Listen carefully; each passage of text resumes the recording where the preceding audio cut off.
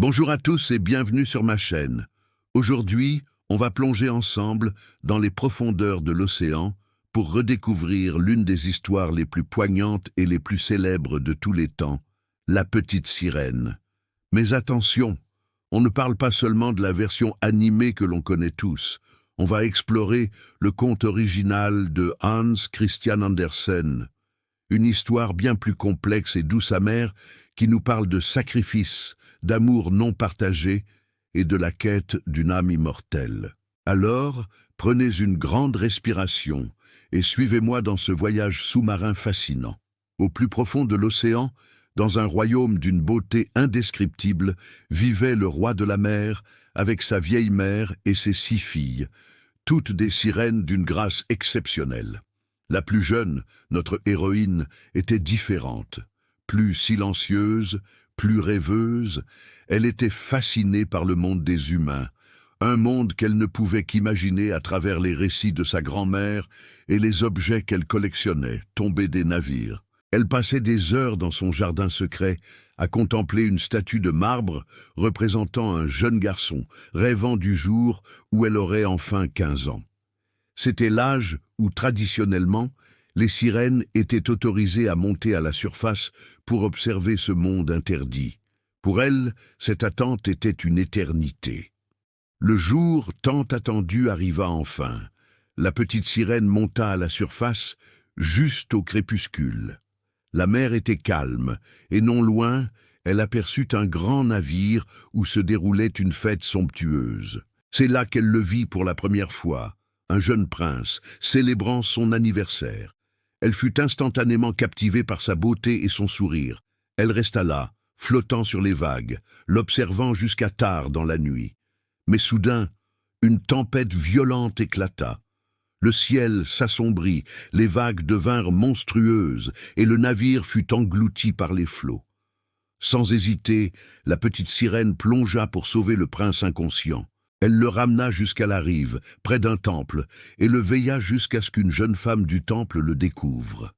Le cœur lourd, elle retourna dans son royaume, sachant qu'il ne la verrait jamais, et penserait que c'était cette autre jeune femme qui l'avait sauvée. De retour dans son monde sous-marin, la petite sirène était inconsolable. Le monde des humains, et surtout le prince, occupait toutes ses pensées. Elle confia son secret à l'une de ses sœurs, et bientôt toutes furent au courant. Elles l'aidèrent même à retrouver le château du prince pour qu'elle puisse l'observer de loin. Son désir de le rejoindre devint une obsession. Elle apprit que les humains avaient une âme immortelle, quelque chose que les sirènes n'avaient pas. À leur mort, elles se transformaient simplement en écume de mer. Ce désir d'une âme et de l'amour du prince la poussa à prendre une décision radicale.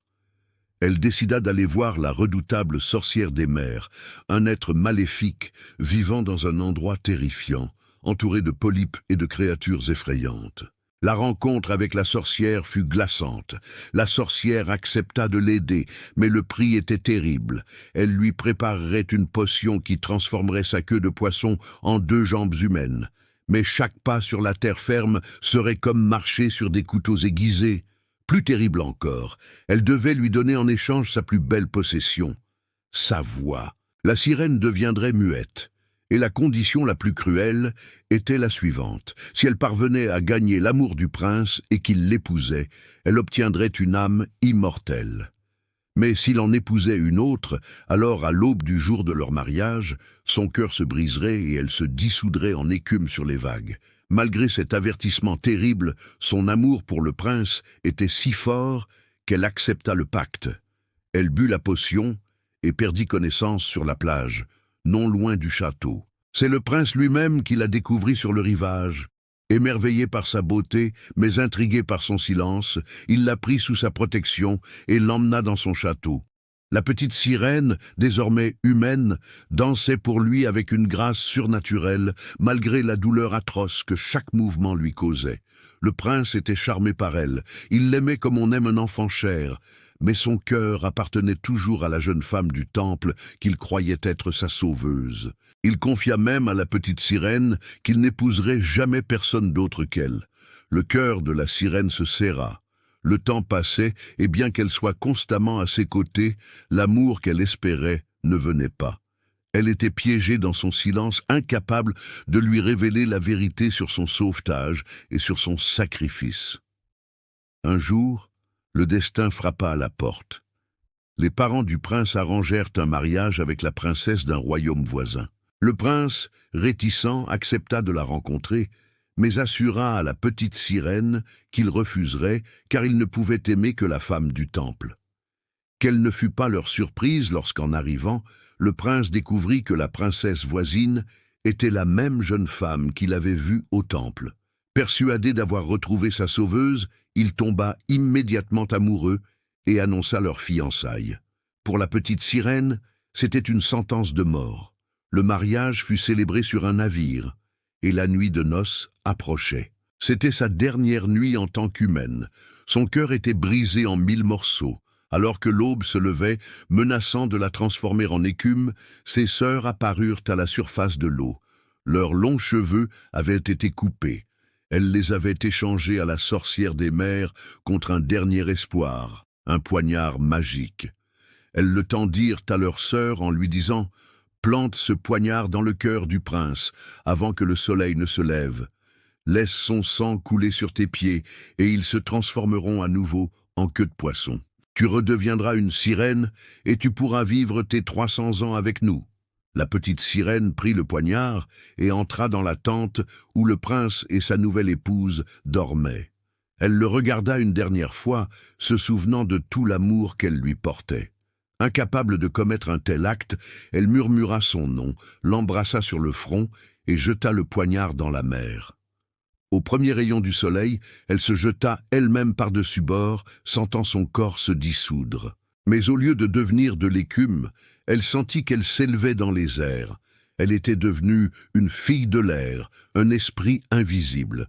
D'autres esprits l'accueillirent en lui expliquant que, parce qu'elle avait aimé et souffert de tout son cœur et choisi de ne pas faire de mal, elle n'avait pas péri. Elle avait maintenant la chance d'obtenir une âme immortelle, non pas par l'amour d'un homme, mais par ses propres bonnes actions. Pendant 300 ans, elle voyagerait à travers le monde, apportant de la fraîcheur aux enfants sages et du réconfort aux affligés. Et pour chaque bonne action, son temps d'épreuve diminuerait. Elle regarda une dernière fois le navire, vit le prince chercher celle qu'il croyait perdue, et avec une larme invisible, elle s'envola vers sa nouvelle existence, vers sa propre rédemption. Voilà l'histoire originale de la petite sirène. C'est une fin bien différente, n'est-ce pas? Moins ils vécurent heureux, mais tellement plus profonde. Elle nous enseigne que le véritable amour est parfois désintéressé et que la plus grande force ne réside pas dans le fait d'obtenir ce que l'on veut, mais dans le sacrifice et la bonté. C'est un conte sur la résilience, la transformation et l'idée que notre valeur ne dépend pas de l'amour de quelqu'un d'autre, mais de nos propres choix et de notre compassion. J'espère que cette plongée dans le conte d'Andersen vous a plu et vous a peut-être donné une nouvelle perspective sur cette histoire iconique. Merci beaucoup de m'avoir écouté jusqu'au bout. Si cette vidéo vous a plu, n'hésitez pas à laisser un pouce bleu, à commenter pour me dire ce que vous en avez pensé et surtout à vous abonner à la chaîne pour ne manquer aucune de nos prochaines explorations de contes et légendes. C'était un plaisir de partager ce moment avec vous. Prenez soin de vous et à très bientôt pour une nouvelle histoire.